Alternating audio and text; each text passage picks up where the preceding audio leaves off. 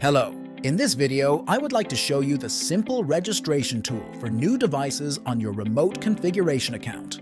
This tool is available in Configurator application, starting with the version 5.3.01 and works with all Galileosky devices.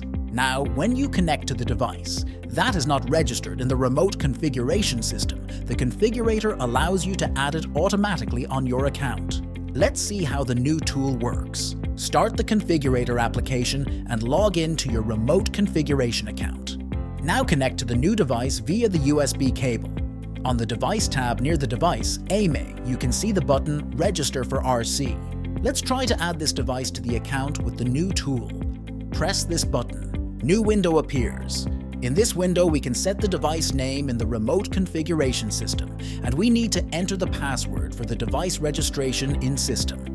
By default, the password is the same as the device IMA. We can choose the group of devices in which the device will be added after the registration. You can also allow other users to add this device to their remote configuration accounts using the device IMA and the password.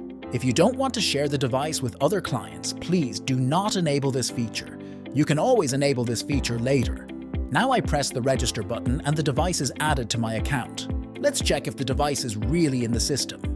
On the All Devices tab, I'm searching for the device by the AMA using the searching bar.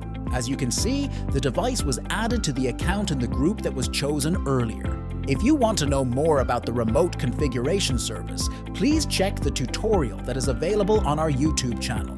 The link to this tutorial you can find in the description to this video. Please stay tuned to always know about our new features. Have a nice day.